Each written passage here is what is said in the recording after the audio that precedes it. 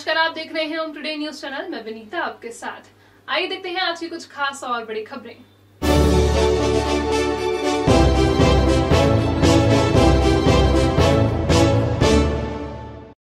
नगर निगम के प्रभारी कार्यपालन यंत्री अरुण जैन के रिटायरमेंट से ठीक पहले उनका 30 साल पुराना एक रिकवरी का प्रकरण बाहर निकल आया है। अरुण जैन से 1.5 लाख रुपयों की रिकवरी की फाइल 13 साल तक नगर निगम में दबी रही। जैसे ही मामला सुर्खियों में आया, नगर निगम आयुक्त के भी कान खड़े हो गए। आयुक्त ने अब इस मामले में सामान्य प्रशासन शाखा के बाबू को भी शोकास नोटिस जारी कर दिया है। नगर निगम के सहायक यंत्री अरुण जैन प्रभारी कार्यपालन यंत्री 31 अगस्त को रिटायर होने वाले हैं।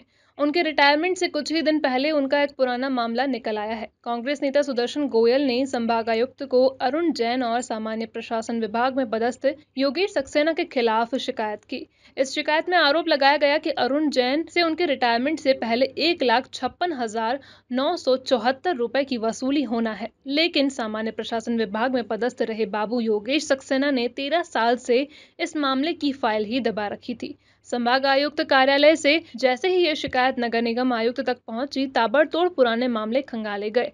योगेश सक्सेना को कुछ दिन पहले ही आयुक्त क्षितिज सिंघल सामान्य प्रशासन शाखा से हटाकर जोन में पदस्थ कर चुके हैं। अरुण जैन और योगेश सक्सेना के खिलाफ शुरुआती जांच में शिकायत सही पाई गई। अब आयुक्त क्षितिज सिंघल ने बाबू योगेश सक्सेना को नोटिस जारी कर जवाब तलब किया है। दरअसल साल 1991 और 92 में आजाद गृह निर्माण संस्था द्वारा बसाए गए गोवर्धन नगर में मोहनदास मूलचंदानी के मकान में अतिरिक्त निर्माण की अरुण जैन द्वारा गलत गणना की गई थी। इस प्रकरण में हुई जांच में नगर निगम के 1,56,974 रुपए की आर्थिक नुकसान हुआ है। 15 जनवरी 2007 और 27 जनवरी 2012 में महापौर परिषद ने इस रकम को अरुण जैन से वसूले जाने का आदेश पारित किया। शासन को मामले की अपील की गई। शासन ने भी 24 सितंबर 2008 को MIC के फैसले को सही माना। 2008 में प्रमुख सचिव नगरीय प्रशासन के पास की गई अपील खारिज होने के बाद अरुण जैन से रुपयों की वसूली होना थी, लेकिन 13 साल तक प्रमुख सचिव का यह आदेश और रिकवरी की फाइल सामान्य प्रशासन शाखा से ही दबी पड़ी रही। ग्रामीण यांत्रिक सेवा के एक लिपिक को सोमवार शाम विशेष न्यायालय ने 4 साल के कारावास और 5,000 रुपए अर्थदंड की सजा सुनाई है। 2015 में इस लिपिक को लोकायुक्त की टीम ने एक ठेकेदार से रिश्वत लेते हुए रंगे हाथों गिरफ्तार किया था। ग्रामीण यांत्रिकी विभाग में लिपिक ग्रेड 2 शकील अहमद खान को विशेष न्यायालय ने 4 साल कैद की सजा सुनाई। शकील अहमद के खिलाफ ठेकेदार अभिजीत सिंह राठौर ने 30 दिसंबर 2015 को लोकायुक्त को शिकायत की थी। ठेकेदार शकील अहमद को ग्रामीण यांत्रिक विभाग में टेंडर के दौरान फिक्स डिपॉजिट राशि जमा कराई गई थी। ठेकेदार को अपनी FD निकलवाना थी। इसके एवज में ऑडिट शाखा में पदस्थ बाबू शकील अहमद खान ने 2,500 रुपए की रिश्वत मांगी थी।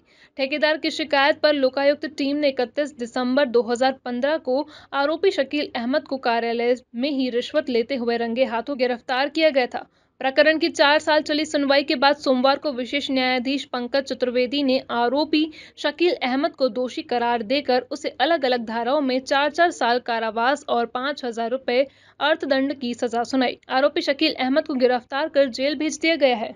विशेष न्यायाधीश उज्जैन श्री पंकज चतुर्वेदी साहब द्वारा लोकायुक्त से संबंधित प्रकरण क्रमांक 4/2017 में आज ग्रामीण यांत्रिकी सेवा उज्जैन के वरिष्ठ लेखा लिपिक शकील अहमद खान को भ्रष्टाचार निवारण अधिनियम की धारा 7 और 13(2) में 4 वर्ष सश्रम कारावास की सजा सुनाई गई है।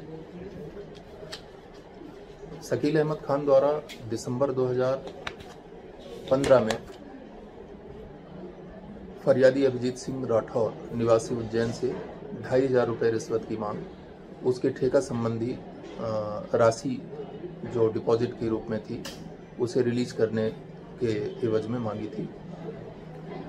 इसकी शिकायत अभिजीत सिंह राठौर द्वारा लोकायुक्त संगठन में की गई थी और विचारण उपरांत आज माननीय विशेष न्यायालय द्वारा इस मामले में आरोपी को 4 वर्ष सश्रम कारावास की सजा सुनाते हुए सजा भुगतने के लिए भैरूगढ़ जेल भेज दिया गया है। महाकाली महाकालेश्वर मंदिर में जिला प्रशासन और मंदिर समिति द्वारा तय किए गए नियमों को तोड़कर इंदौर के नेताओं द्वारा दर्शन करने को अब तीसरा उदाहरण सामने आया है। ताजा मामले में तो रसूखदारी के दम पर खुद को दूसरों से अलग दिखाने के चक्कर में बाकायदा सोशल मीडिया पर फोटो भी पोस्ट किए गए हैं। मंगलवार सुबह सोशल मीडिया पर महाकालेश्वर मंदिर के कुछ फोटोग्राफ सोशल मीडिया पर खूब वायरल हुए। इन फोटोग्राफ्स में इंदौर के भाजपा नेता गोलू शुक्ला के पुत्र रुद्राक्ष शुक्ला महाकालेश्वर मंदिर में गर्भगृह के दरवाजे से दर्शन करते हुए दिखाई दे रहे हैं। श्रावण महीने में मंदिर के इस हिस्से तक जाने की इजाजत सिर्फ मंदिर के पुजारी और मंदिर प्रबंध समिति के अधिकारी कर्मचारियों को है। श्रावण की शुरुआत से ही महाकालेश्वर मंदिर में आम श्रद्धालुओं को केवल बैरिकेडिंग से ही दर्शन की इजाजत है। मुख्यमंत्री शिवराज सिंह चौहान की धर्मपत्नी श्रीमती साधना सिंह भी श्रावण की तीनों सोमवार को उज्जैन आई तो उन्होंने भी नंदी हॉल से ही दर्शन किए। इसके अलावा श्रावण महीने में कई वीआईपी व राज्य सरकार के मंत्रियों ने भी नंदी हॉल से ही दर्शन किए हुए। गोलू शुक्ला का बेटा रुद्राक्ष गर्भगृह के गेट तक कैसे पहुंचा, इस पर मंदिर समिति के अधिकारी भी जवाब देने से बच रहे हैं। महाकालेश्वर मंदिर में पिछले सोमवार को ही भाजपा नेता कैलाश विजयवर्गीय, विधायक रमेश मेंदोला, आकाश विजयवर्गीय के भस्मारती के दौरान महाकालेश्वर मंदिर में मौजूद होने पर खूब हंगामा हुआ। पिछले साल कोरोना संक्रमण की वजह से नाग पंचमी पर नागचंद्रेश्वर मंदिर में पुजारी और अधिकारियों के अलावा अन्य किसी को जाने की इजाजत नहीं थी। इसके बाद भी इंदौर के भाजपा नेता गोलू शुक्ला ने अपने समर्थकों के साथ महाकालेश्वर मंदिर की तीसरी मंजिल पर जाकर नागचंद्रेश्वर के दर्शन किए और सोशल मीडिया पर इसके फोटो भी पोस्ट किए। इस मामले में भी प्रशासन की खासी किरकिरी हुई थी। इस मामले में तो गोलू शुक्ला के खिलाफ प्रकरण तक दर्ज करना पड़ा। हाटकेश्वर कॉलोनी में रहने वाली 35 उम्र की एक महिला ने फांसी लगाकर आत्महत्या कर ली। यह महिला ज्ञान सागर स्कूल में योग टीचर है। आत्महत्या की वजह क्या है, यह अब तक पुलिस को पता नहीं चल सकी है। महिला का नाम स्मृति शर्मा है। योग शिक्षिका स्मृति के पति अनिरुद्ध शर्मा भी बड़नगर के एक स्कूल में टीचर हैं। सोमवार को अनिरुद्ध शर्मा बड़नगर गए हुए थे। हाटकेश्वर विहार के घर में स्मृति बेटे अरुष के साथ घर में मौजूद थी। मंगलवार सुबह अरुष जागा, उसने देखा कि मां के कमरे का दरवाजा बंद है। अरुष ने काफी देर तक दरवाजा खटखटाया, पड़ोसियों को बुलाया। पड़ोसियों ने दरवाजा तोड़ा तो भीतर स्मृति की लाश दुपट्टे से बने फंदे पर लटक रही थी। स्मृति शर्मा की मौत की वजह तलाशने के लिए पुलिस ने उसके मोबाइल कॉल्स की भी जांच शुरू की है।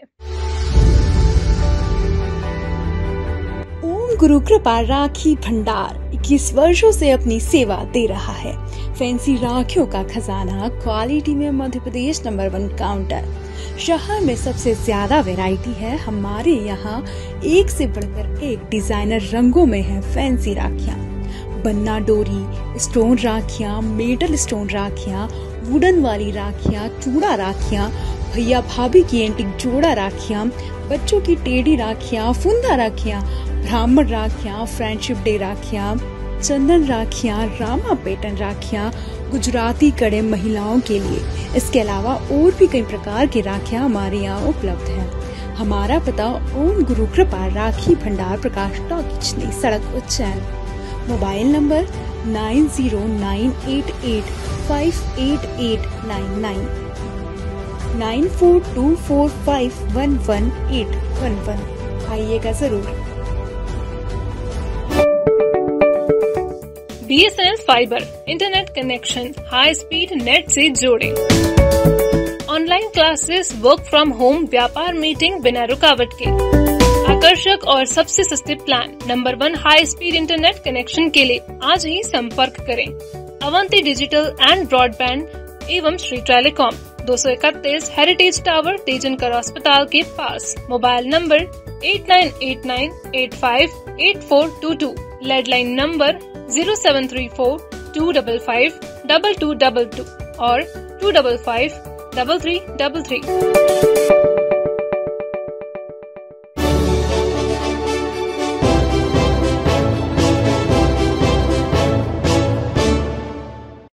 घटिया के विधायक रामलाल मालवीय ने मंगलवार को उज्जैन से घटिया के बीच समर्थकों के साथ पैदल यात्रा निकाली।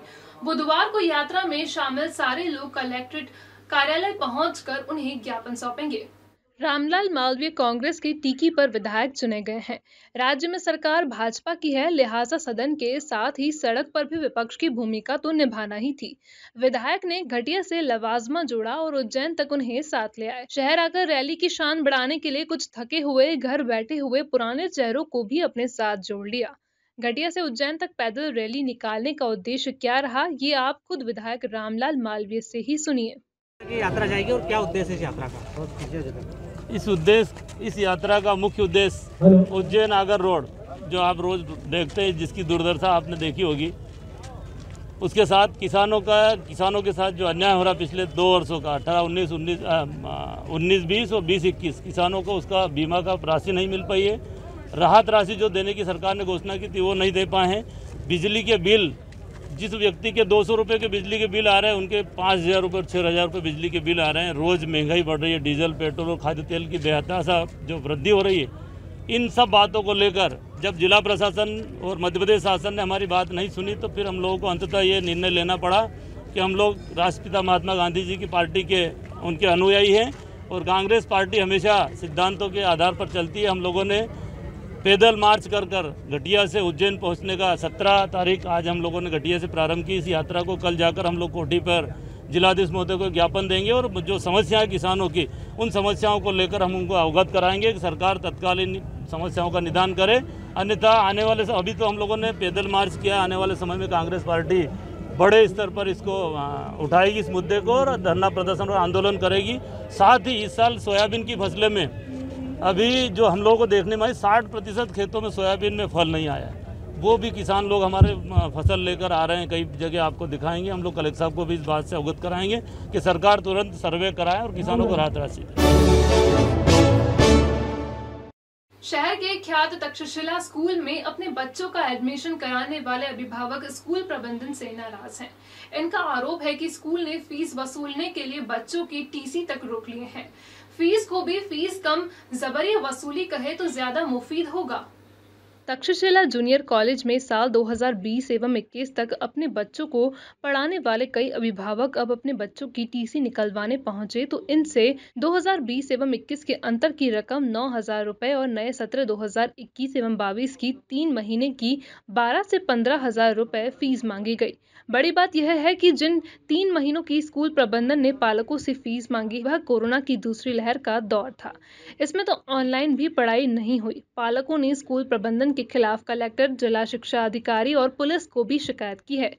इनका पक्ष है कि यदि बच्चों की टीसी जल्द नहीं दिलाई गई तो उनका पूरा एक शैक्षणिक सत्र ही खराब हो जाएगा। स्कूल के खिलाफ प्रेस कॉन्फ्रेंस करना चाह रहे थे और वही हमने करी है। इसमें हमारा मुद्दा ये है कि गत वर्ष 2020 और 21 की जो फीस थी वो हम लोगों के सभी पेरेंट्स द्वारा पूर्णतः चुका दी गई है। उसके बावजूद भी तक्षशिला स्कूल हम लोगों के बच्चों का SLC हमें प्रदान नहीं कर रहा है। इसकी शिकायत जब हमने कलेक्टर ऑफिस तक करी, रीजनल ऑफिस भोपाल में करी, जॉइंट सेक्रेटरी ऑफिस में करी, DO मैडम को करी, तो उनके खिलाफ जांच भी बैठी और स्कूल दोषी पाया गया। उसके बाद और उन्हें मेल भी कर दिया गया कि आप बच्चों से किसी भी तरह का शुल्क नहीं ले सकते और इन्हीं की टीसी बिना शुल्क के प्रदान की जाए। उसके बावजूद भी मिस्टर गणेशन जो वहाँ के प्रिंसिपल है, उनका रवैया जो तानाशाही रवैया है, उसके चलते वो हम लोगों के बच्चों को SLC प्रदान नहीं कर रहे और हमें कहीं भी जाने की, कोर्ट में तक जाने की हमको वो धमकी दे चुके हैं। बोले आपसे जो बने आप कर लीजिए, हम आपको टीसी तो जब तक आप हमें शुल्क नहीं देंगे हम आपको SLC तो नहीं देंगे। ये कितने बच्चे ऐसे?